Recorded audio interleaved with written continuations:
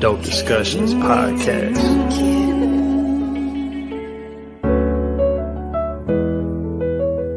Dope discussions, Gator Erica woke discussions, mob ties, how they rock and think they both was cousins. Gifting you with their words so you might know you something. Just go and look for them live, they do it every Sunday. Every Sunday. And we gon' bring you that dope. And we gon' bring you that dope. It's Gator beat it, baby. Man, state to state, baby, coast to coast. Like the fire, baby, spark to Joe. And we gon' bring you that dope. Come talk with Erica, man, talk with G. And all you gotta do is talk with me. And we gon' bring you that dope. And we gon' bring you that dope. And we gon' bring you that dope. And we gon' bring you that dope.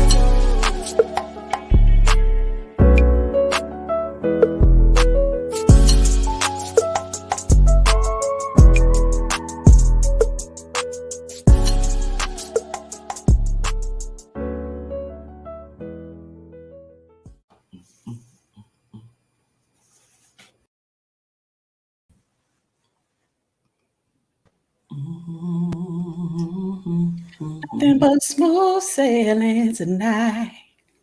Everything that you want from me. Side and night and night. I don't know the words. I'm in trouble.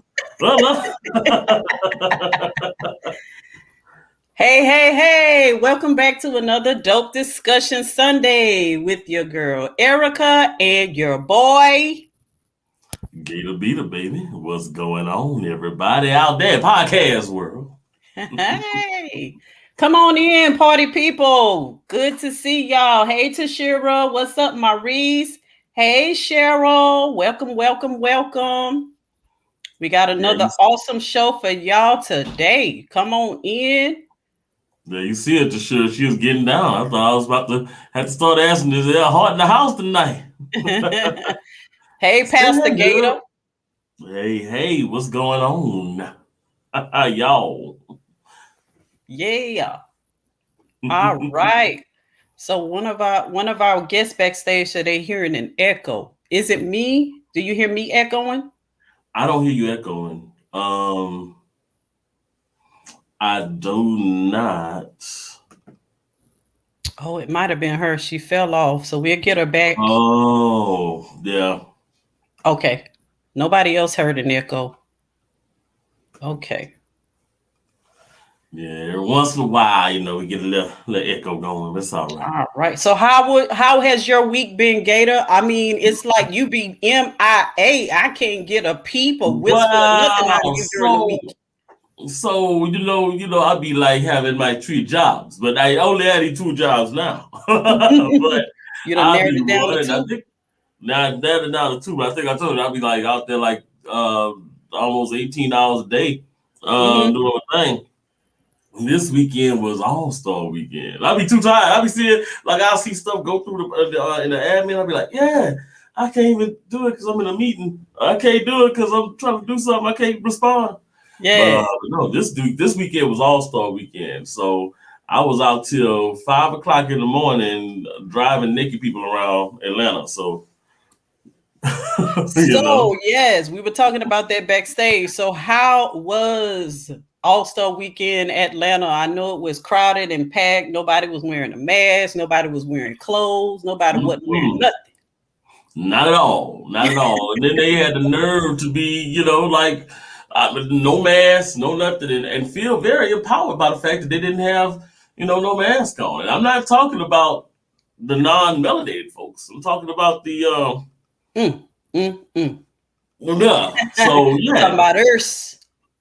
Talking about Earth. They out there shooting and doing all kind of craziness. And the day they was at the mall fighting, I'm like, oh Lord, y'all just go ahead and just throw the whole thing away. Just throw the whole weekend away. Look, the mayor told everybody to not come because you try to keep the city safe. Everybody else said, "Oh, we coming." That just gave them more incentive to come. Then some girl went viral because she couldn't get back home after she made it down there. She needed a GoFundMe to help her get back to the house. I know, right? She was embarrassed. I know that she said, "Oh, I was joking." You weren't joking. I'll tell you what. Doing. The things people do to just be seen and get out, It's sad though, because there was a lot of them out there that was about that yesterday. I rode a few around that was like, well, I ain't got enough money to go to every party, but I'm gonna go to like one or two, and then I'm gonna hope we can catch a ride back on, a cheap flight. Wait, you ain't got your plans already laid out, so basically, you're gonna be stuck too. You're gonna have a GoFundMe as well. Yeah, that's crazy. Should say so. Folks are out here passing COVID and cooch. Yeah. That's about the sum of it, Tashira. Yeah, that was pretty much it. Yes. Well, we have a dope discussion for y'all today. A very good conversation. We got some heavy hitters that's gonna come out and have this conversation with us. We're gonna be talking about code switching. Now, it's not something that you hear a lot of people talk about, but it is something that a lot of us can attest to, that we have participated in. And we want to have an open and honest conversation about it. Like, how many people actually participate in this, use this as a common practice? And, is it accepted? Is it something that we should be looking into? Like, why do we do this? Why is it necessary? And should we be creating spaces and opportunities where we don't have to do this? Right. I think it's a valid conversation, because anybody that's worked in customer service knows all about the code switch. You know exactly what you need to do when you get on those phones or when you talk to those bosses on the job. So, yeah, just saying, it's something that we need to look into.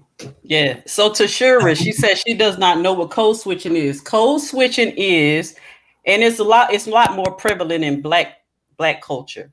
It's like when you go to work and you put on your professional face and your professional voice, and you do your job, and then as soon as you clock out, you become Tashira again.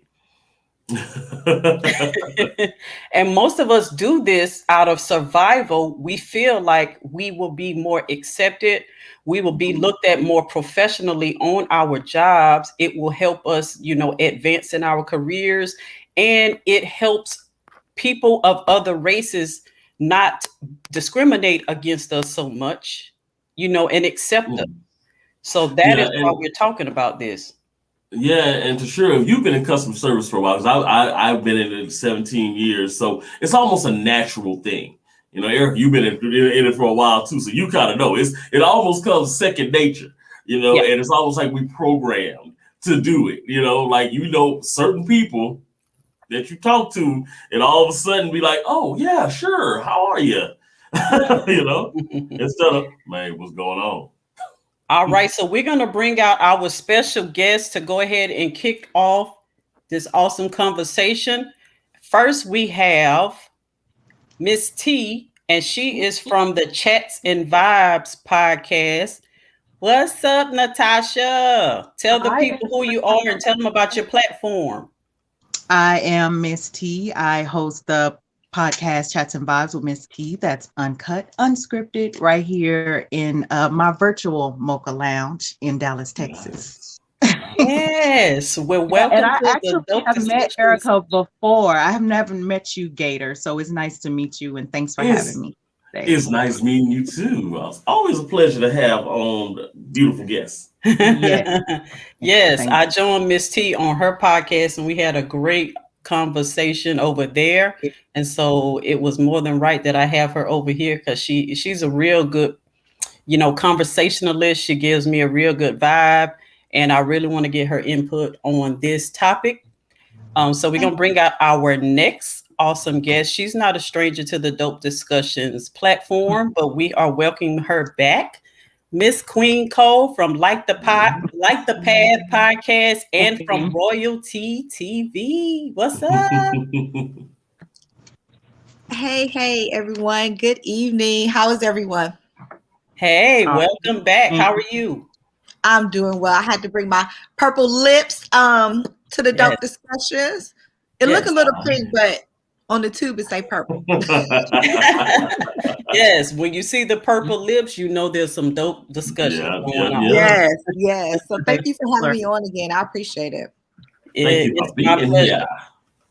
And last but certainly not least, our boy from the SIP, Mr. Quincy Shelton from the Talk to Q radio show.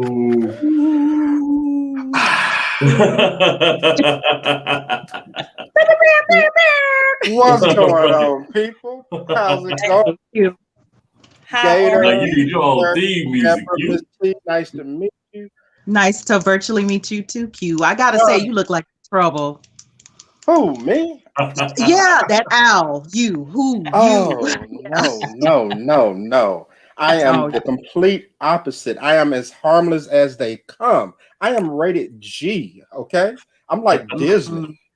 Okay. Yeah. That ain't what the streets say, but okay. We have to censor ourselves around Q because he be like, y'all doing too much. I got virgin ears. Nah, I'm just talking. You know how my show gets down. Everything's completely uncensored and unfiltered, and I have some crazy people on my show, but we have a great time. Yes. Well, thank y'all so much for joining us. Why don't y'all I didn't get you, Queen Cole, to tell people about your platform. Tell our viewers and listeners about your platform. Well, thank you so much. Thank you all for inviting me back again. I appreciate y'all. I love your show. Gator, I love your show also. I love both shows, Down 5 and Dope Discussion. So I really appreciate y'all being here.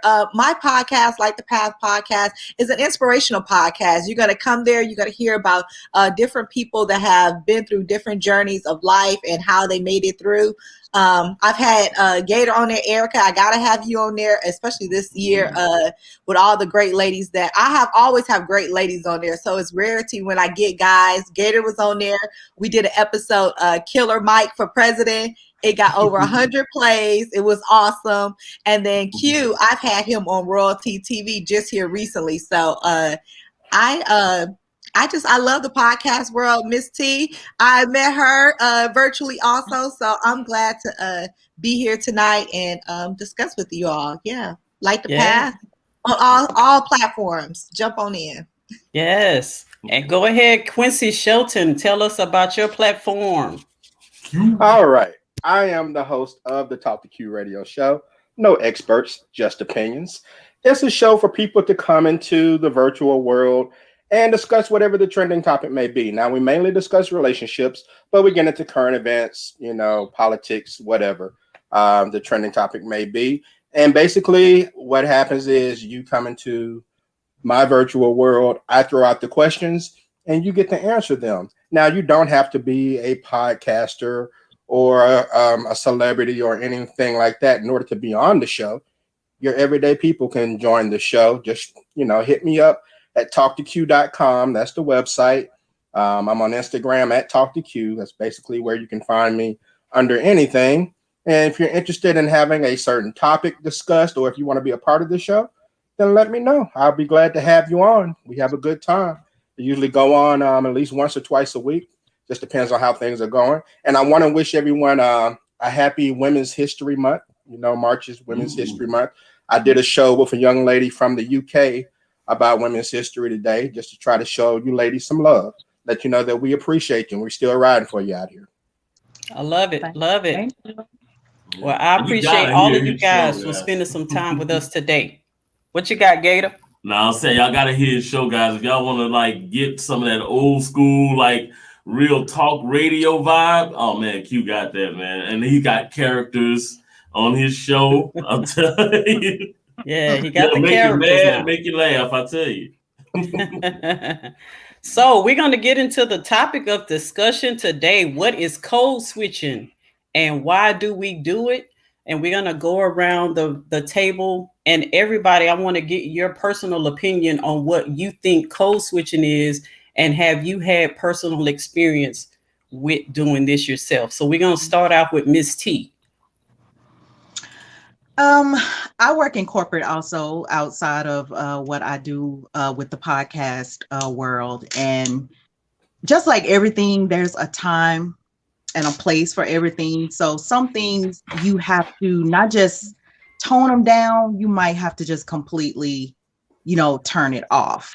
You can't go in the boardroom, in the department meeting, and, even though you might not agree with probably half of the things they discuss, there's a way to, voice your opinion. But, when you around your own kind, you're like, now, there's some bullshit. We're not finna do this. Number 4, did y'all see what they said? We got to do on number 4 and number 5. Ain't nobody finna.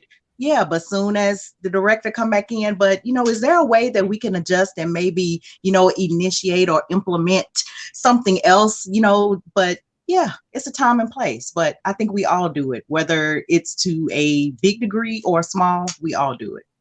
Right. And I have.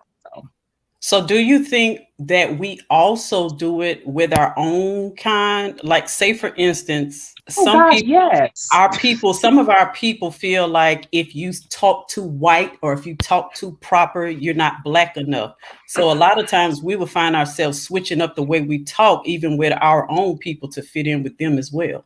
Not even just our own people. Think about within your own family. Mm-hmm.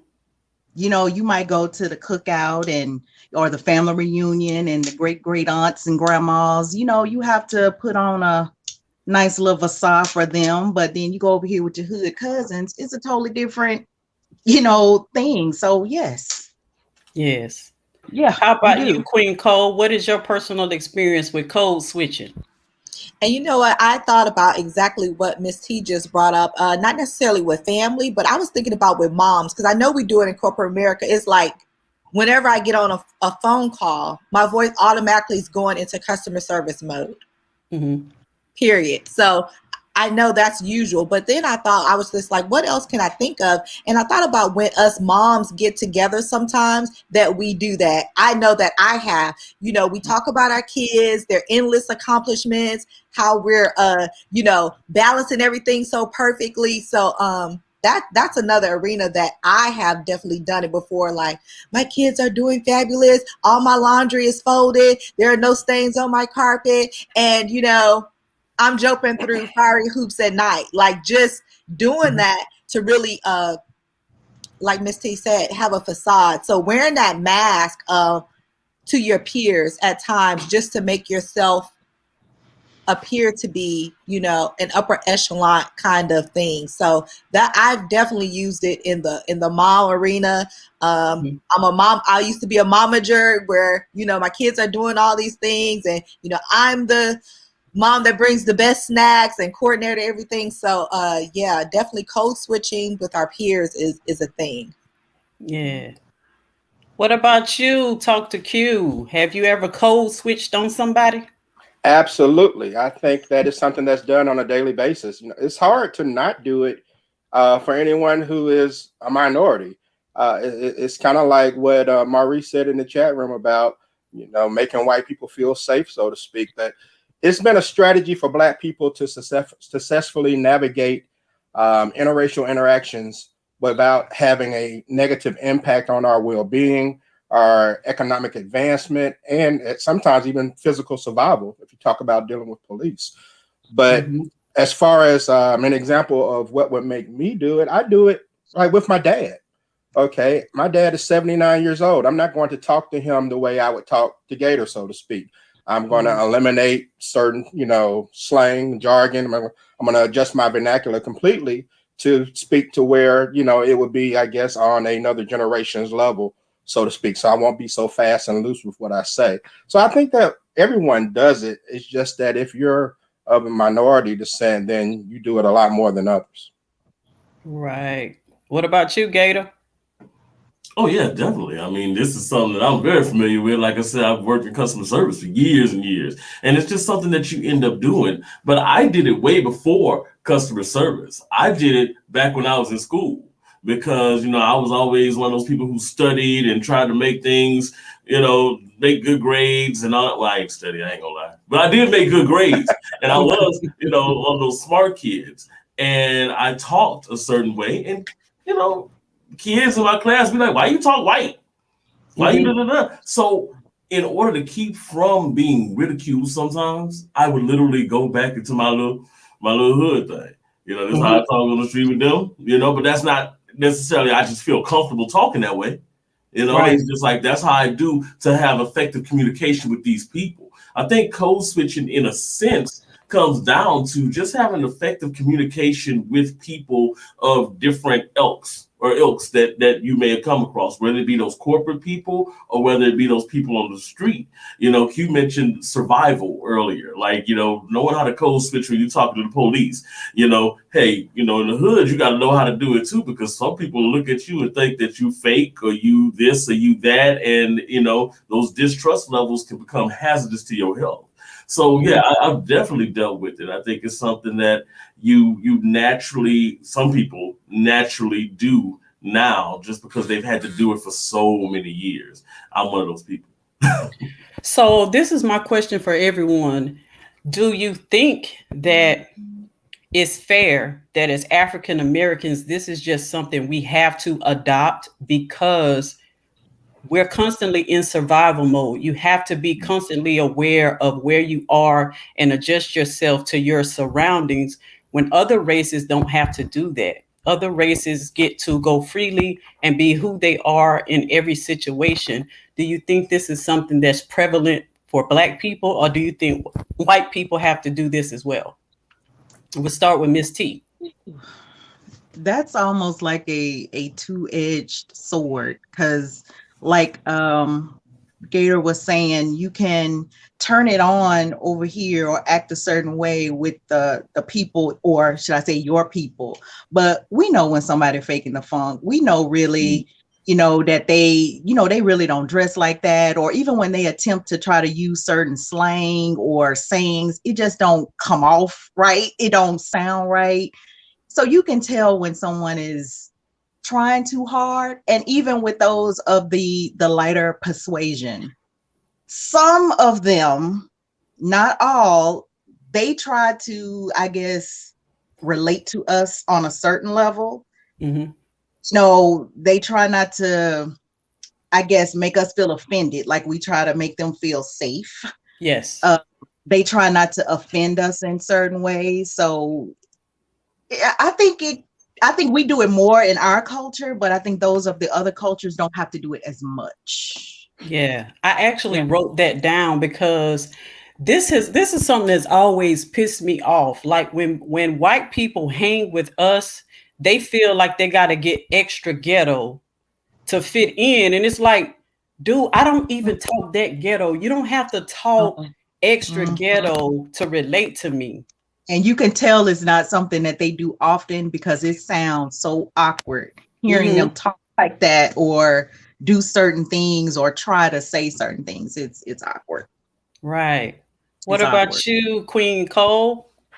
Yeah, you know what? I really think that other races do it. I think that white people do it. It's those silent Trump supporters that are our co-workers, our neighbors who don't have the sign in their yard, but then you may see one of the celebrities come out with something and they're in their comfort of their friends and they're saying the N-word or they're saying, you know, racial undertones. So I think they do it too. I just feel like they try to really keep it low, but then there are times where it does get exposed. So I think they do it, but it's in a negative way. They're holding back their true feelings or how they want to express themselves about minorities. So I think other people do it. I think white people especially do it because sometimes they may slip up and then get too comfortable with you and then say the N-word. And it's like, oh my God, can I say that? No, you cannot.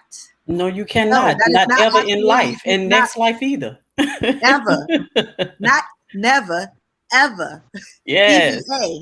Yes. Yeah. So I think they do it too. I just think that they don't have to do it as often as we do. We have to always try to, we're the minority, so we have to try to fit in. That's the main thing. We're trying to fit in, or we're trying to get something. We're trying to get a job. We're trying to get our point across. So we have to be gentle, because if I raise my voice, if I lean in, then I'm the angry Black woman.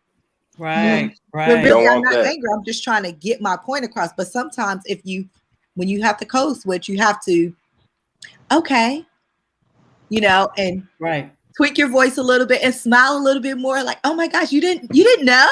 Yes. Yes, this is very offensive. Karen. Mm-mm. Well, So Quincy, yeah, I I think they gotta. do it. I think they do it. It's just they don't get when they get caught up. That's when they come with the apologies and stuff. Yeah, I got a new question for you, Q. Okay. Do you think that there is some level of dishonesty with code switching? Oh, I would hate to use the word dishonesty. I mean, it's almost like an acting job. In an 8-hour day, you will put on so many different facades, I guess, for different people based on who that person is. Mhm. If that person is white, if that person is an executive or entry level, if that person's a man or a woman. And so I don't want to say it's necessarily being dishonest. It's just, I mean, if you can look at it as a sign of respect in some regards, depending on the situation, like, me talking to my dad or something like that, or you can look at it as a survival skill because you're trying to advance and, or get something from someone, and you have to kind of play the game, unfortunately, in order to do it. And it's not just how we speak, it's how we dress. That plays a role in it, or how your hair is styled and things of that nature. I mean, there's so much that goes into it, which is why a lot of people don't understand, man, being Black is tiring. I love it. I absolutely wouldn't change it for the world, but doggone, I'm tired at the end of the day. And that was my next question. Doesn't it get exhausting to try to remember which face you're supposed to put on in which setting? And I've gotten to that point, especially when I worked in the banking industry, where I just started saying, look, I'm finna be me all day, every day. I'm sick of y'all anyway. I'm sick of putting on this professional voice. I've been acting professional all this time, and I'm still not getting the job advances that I've been looking for anyway. So I'm just gonna come in here and be me anyway. At a certain point, you get tired of the code switching. You just want to be your natural self, no matter where you are, and you want to be accepted for that. Do y'all ever feel like you've gotten to that point where you're just tired of doing it? And I can't say that I'm sorry. No, go ahead, Q. I was just going to say I can't say that I've gotten to the point that I just want to quit and just roll up in the office like Ice Cube back in 1991 or something like that. But I do think, as far as corporate America is concerned, they need to be more inclusive and allow people to be themselves, because they should be asking themselves, what makes a person code switch? What kind of environment am I creating that's causing this? Because they have these diversity days and things like that. But being diverse is not being inclusive. Okay. You can have 50 different races in the same room together, but if they don't talk and interact normally, then what's the point? I mean, yeah, you just have a bunch of different people. So it's about understanding and communicating. And I think corporate America needs to find a way in order to do that, because there are some Black people out there who have been fed up, and we see them snap and make the news every now and then, or YouTube videos. But it's not necessarily their fault. I just think that people need to understand. And when I say people, I'm talking about white people, need to understand that, hey, I need to try to create an environment that makes me understand people, or based on how they dress or how they wear their hair, and not be offended by that or made uncomfortable.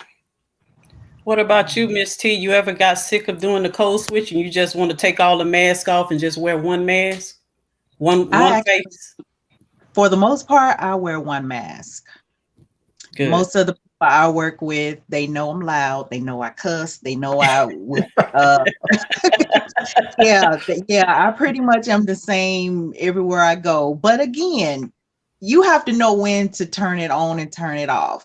I'm not going to act the same way, I would at home as I would in church. I'm not going to act the same way in church as I would, at work. So it's little tweaking you have to do according to where you go, your environment. I mean, it's just use common sense. You're not going to wear the same clothes to Mount Sinai that you do at Magic City on Saturday night and Sunday morning. Don't you say that, because I done seen some come in look Mm. like they just got off the pole and came right to the church. Magic Monday. They said, come as you are, come as you are.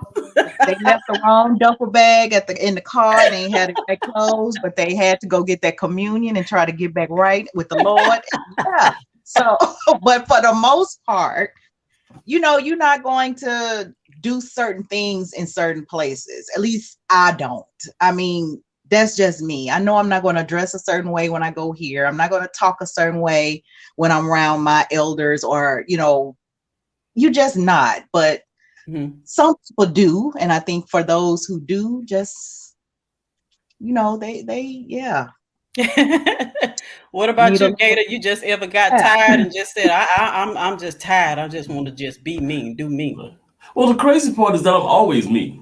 It's just that what I've learned is that some forms of communication are just more effective with certain people. Like certain things that I say, certain way that I phrase things are more effective if I talk to this particular sect of people, or if I talk to this particular sect. I'm still me. I'm not changing how I feel about something. I'm not changing how I think about something.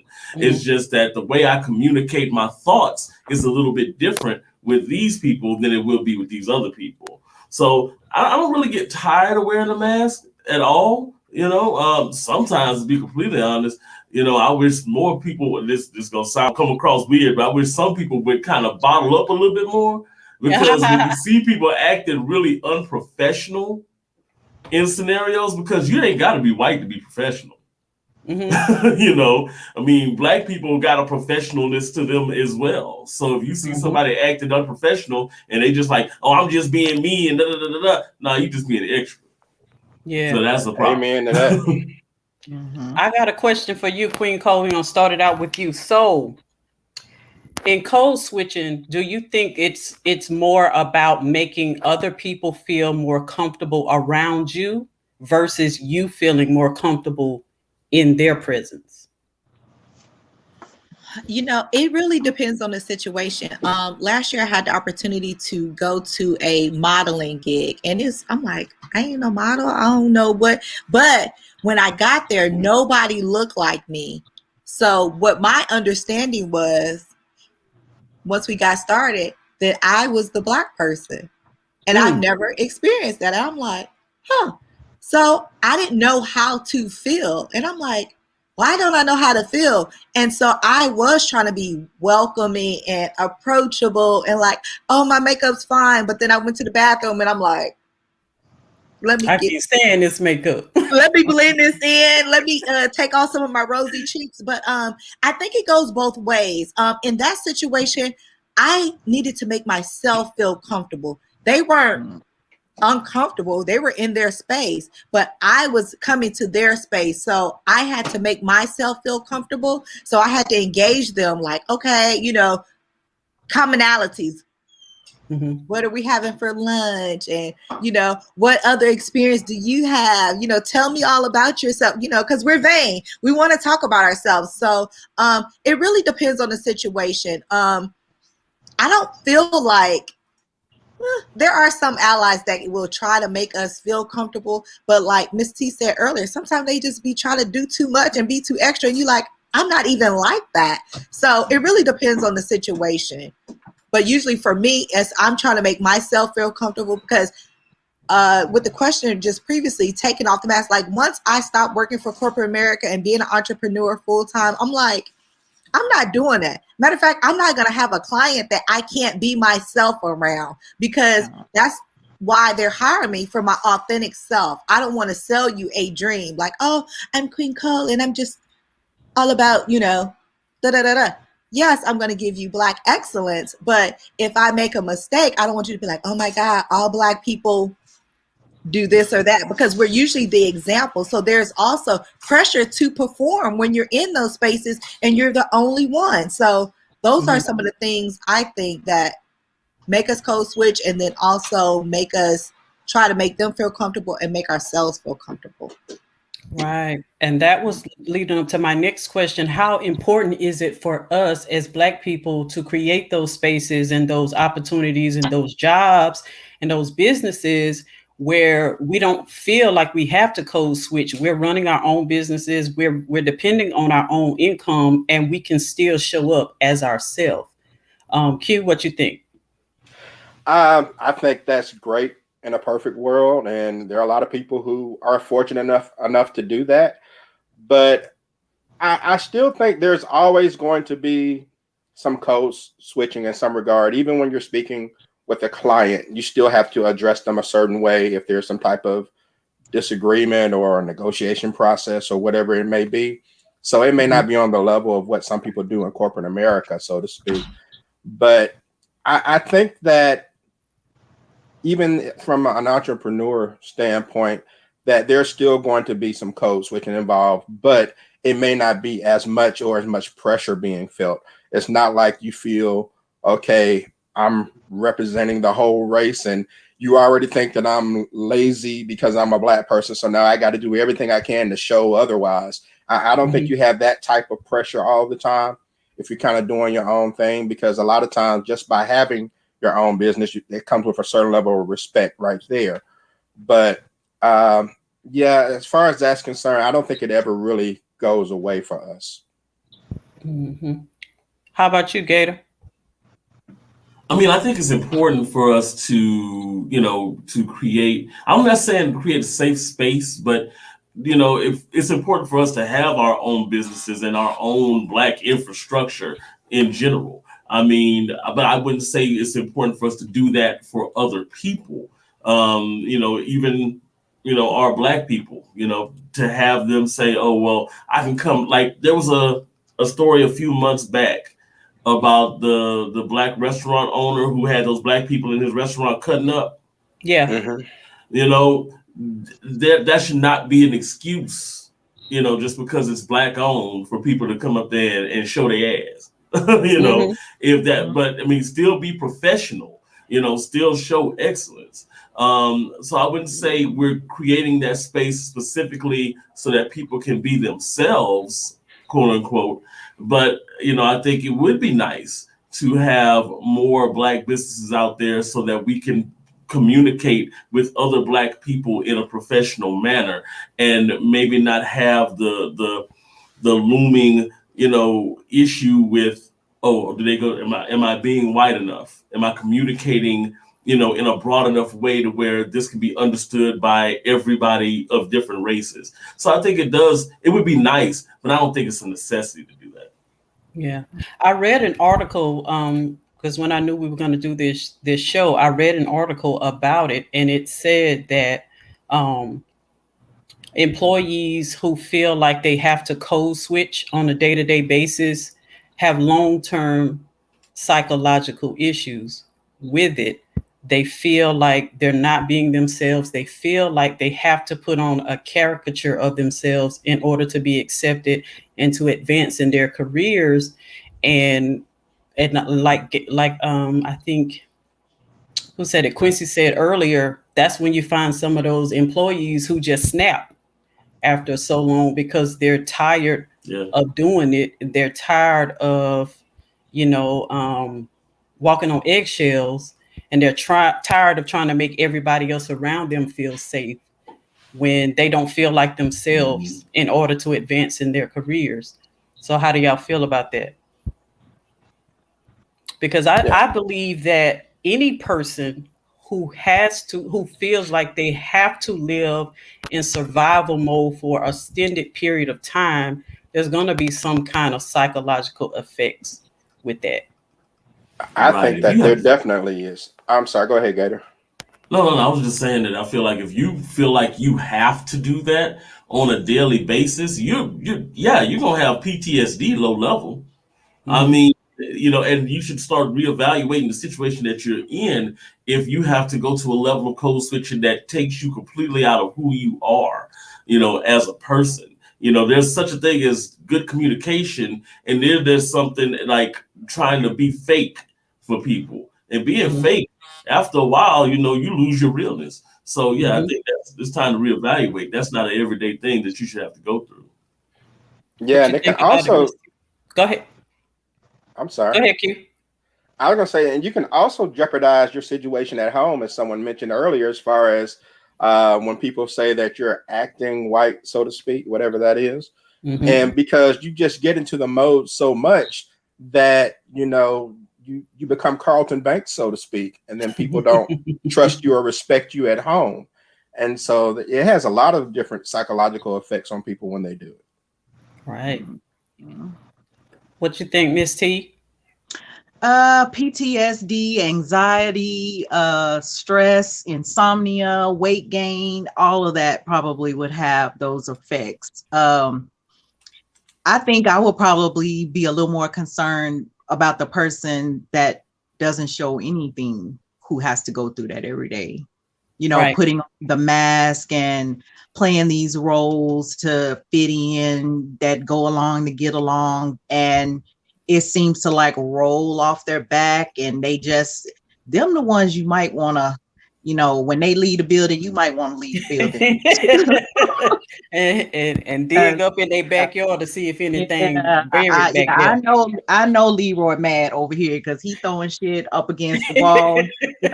He cussing and slamming doors in the break room, but ain't said nothing for the past 6 months. And yeah, you want to watch her. When she moves, you better move. Just like that. Just like that. Exactly. All right, we got some great comments out here. Let me see who we got. This is DJ say he feel attacked. I think that was when I made my comment about sometimes white people try to act extra ghetto to fit in. Marie says, why must we conform to their ideology? Let's see what we got. As a people, we need to stop inviting everyone to the barbecue. I mean, if they bring some meat, you invite it. I was just gonna say, now they bring good sides and good stuff. They ain't just showing up with 4 extra people and a bag of ice that are melted half fried. So yeah. Bring some meat. Don't bring no potato salad. We got that covered. We don't want raisins in the potato salad. Let us keep that black ass potato salad to yourself. Everyone code switches. I don't speak to my grandparents the same way I speak to the homies. Yeah. Let's see. What else? I wish I would have talked to my mama like I was talking to my friends, or my little friends, like she said. Oh, yourself, yeah. Your friends. I sell cookies and cakes, make myself, but you'll never know I do it. My own people want a hookup all the time, so I use white people to sell my Oh, that's dirty. I mean, that is business. He's not that's a business mind. That's a business decision. That's yes.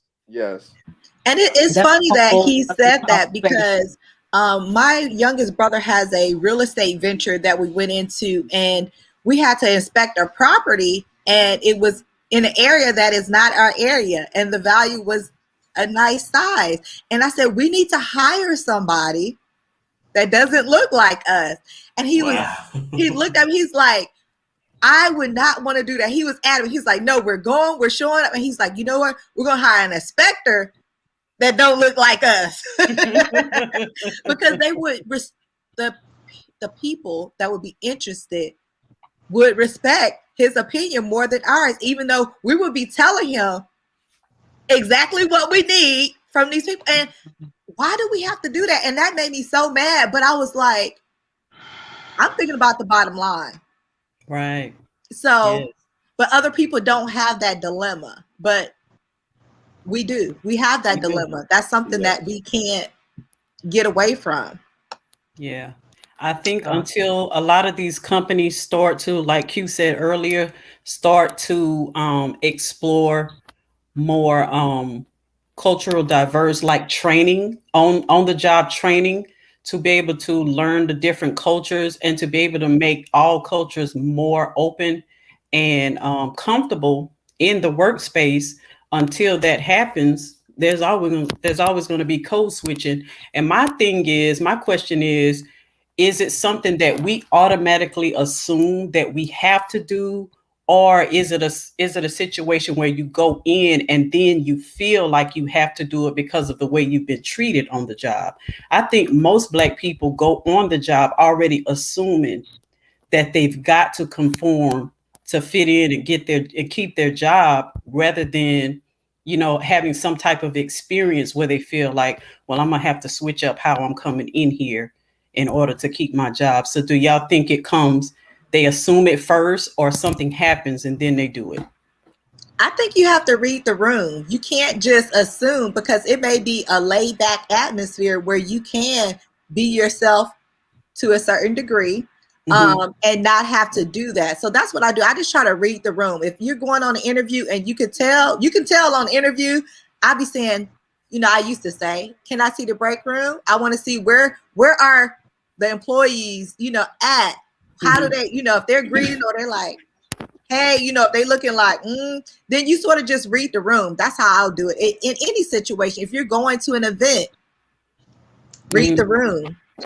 I think it also depends on the type of job, because when I worked at Walmart on the sales floor, I didn't feel like I had to switch up my personality. I was who I was every day because I was just working with customers. I was on the register. But at the bank, that's when I felt like I had to be more, professional and proper and all of that type of stuff.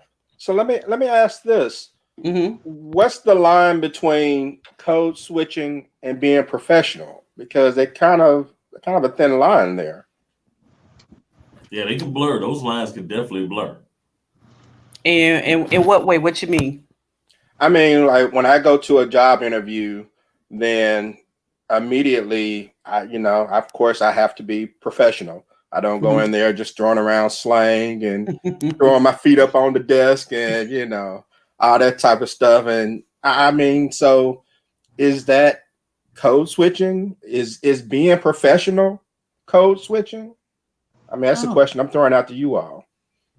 It's just a time and a place. I mean, what our grandparents, home training, just pretty much your home training. You're not going to put your feet up on something at your house or your mama house. Why would you go in the corporate world and do the same thing too? So, yeah. No. Well, maybe I went a little far with that example, but yeah. Yeah. But yeah, hypothetically, I think it's just a common sense thing. I mean, you don't want to appear to be robots because, y'all said y'all worked in corporate customer service. You're pretty much a human robot to a degree, and you don't want to not have your personality, show through nothing you do. So, right. Yeah, I think you just turn it on, turn it off. And usually you'll get a vibe if someone doesn't receive your personality, or if they don't receive certain things you do or say or whatever. And you just kind of, work the room, play it out, and, get your feelers out there and then go from there. Yeah, because I do think that you can be professional, but still let your own personality come through in being professional. And then, like you said, in certain situations, you're not going to say certain things to certain people that you would say to other people. But I just noticed, like, even when I would answer the phone, the whole tone of my voice would switch up, speaking to customers versus when I'm just talking to my coworkers. And it's like, I'm talking to my coworkers, they understand what I'm saying. I'm letting my real personality show through. Why do I have to feel like I have to switch it up to speak to the customers when they could understand me the way I'm speaking right now as well? So I think it's just a subconscious thing that we've been programmed to believe that we have to do in order to survive. And I think working on it from our end, and also having conversations with people from other cultures and races to bring awareness to our deal and how we think about it, can kind of help loosen the reins on some of it. Yeah. That's very, very true. Very true. I mean, I used to see it a lot, especially working for my former company, especially with, and believe it or not, it wasn't even the black people there who did the most code switching. It was the Indian people that worked there that did the most code switching, because they would not only try to change their voice, but they would literally change their names they just can't to change kind of, they can fit change in. them names, not their voice. Right. Change their names. How you mean? Like their name would be like I had a guy that I worked with, Rajanova. And so he just changed to Roger at work.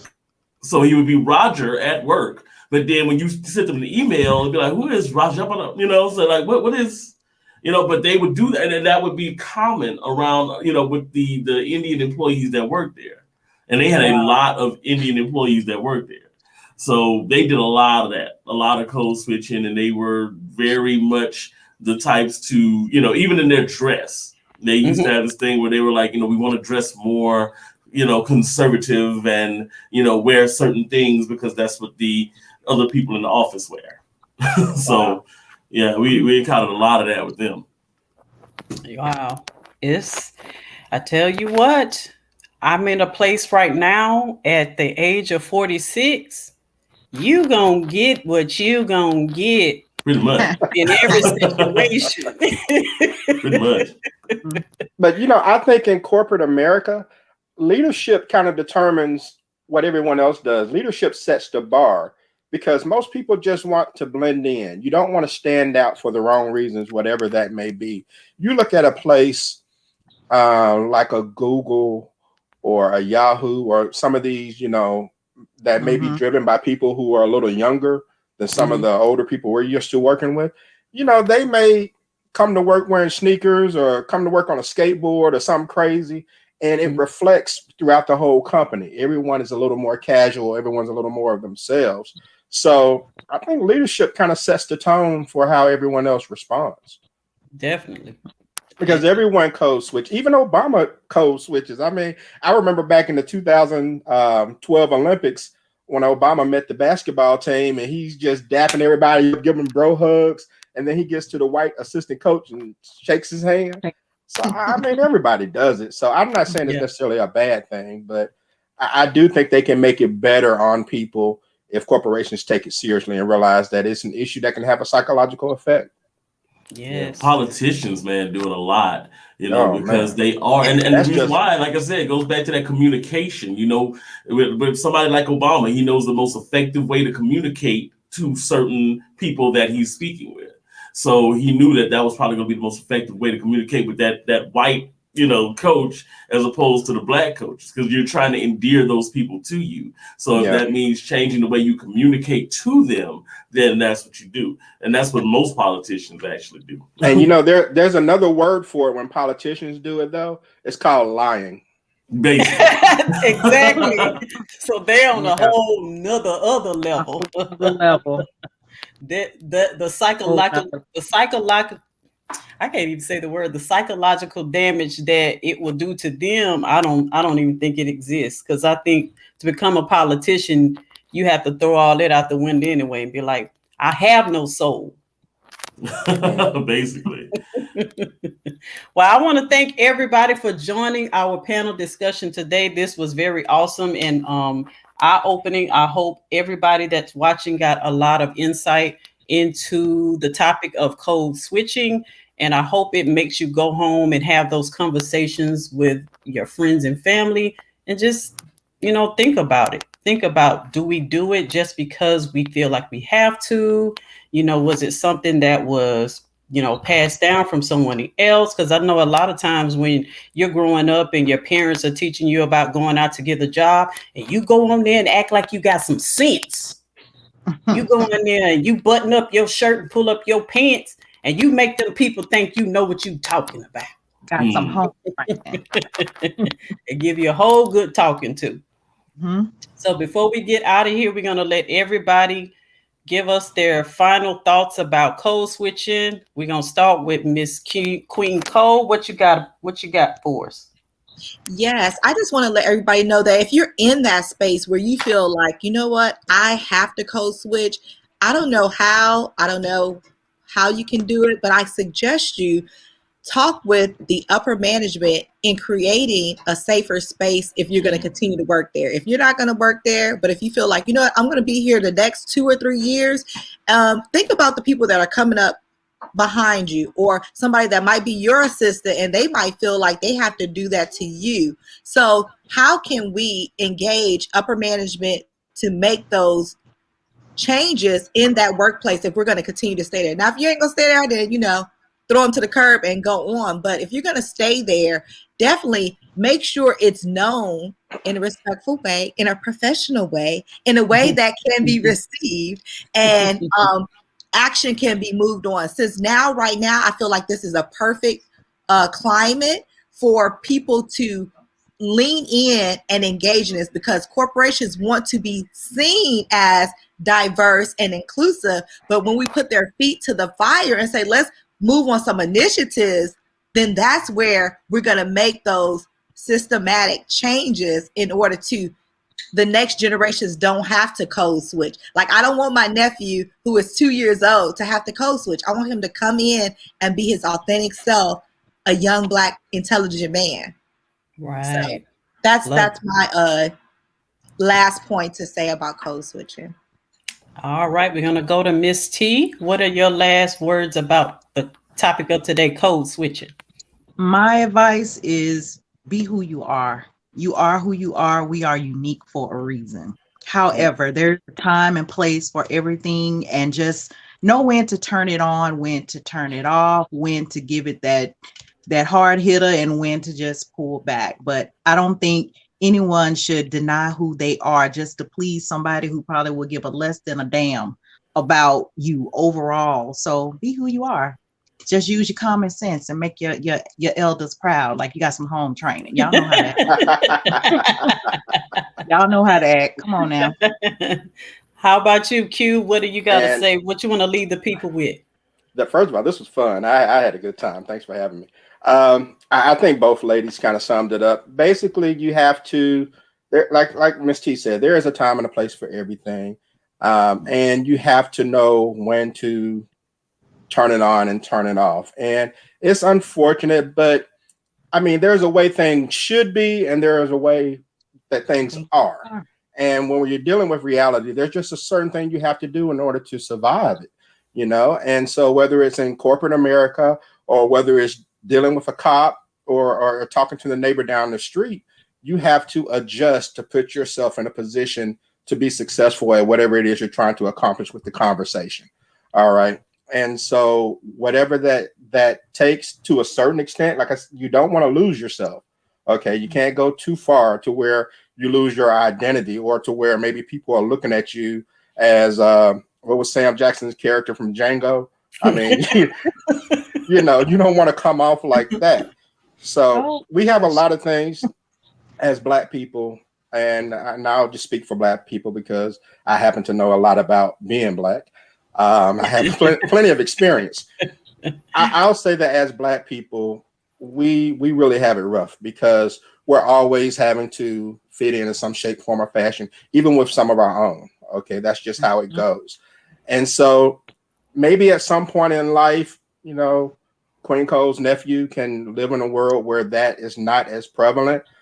But in spite of it all, I think that we can overcome that, and you know, have a situation to where you can feel like you're being genuine, even if you are having to maybe change your vernacular just a little bit because you're speaking to a grandmother or your boss. But I had fun. Well, thank you. I had fun having y'all. I can do it. What y'all doing tomorrow? All right, Gator, what you want to leave the people with?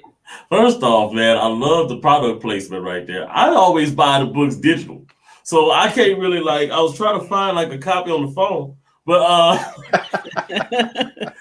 but no, man, I think it all comes down to being yourself. I mean, code switching happens, and sometimes it happens without you even thinking about it, you know, happening, especially people who've done it for so long. But at the end of the day, you know, no matter how you're communicating, you don't want to lose the authenticness of yourself in the middle of communicating with someone else. It's not necessarily code switching if you're continuing to be yourself. Yeah, you may use different words and different verbiage, but at the end of the day, you're still giving a genuine expression of what you are trying to say. And at the end of the day, that's what matters the most. Yes. Well, I Very well appreciate said. everybody for your contribution to this great conversation. And I think it's so important that we continue these conversations because it connects us, but it also gives us a chance to learn from each other. Because just listening to all of you, I saw different perspectives that I didn't think of before. So I appreciate you all so much for spending time with us. To another dope discussion, and we will see y'all again next Sunday. Thank you all in the audience. Thank you for all your comments. We will see y'all next Sunday. Later, guys.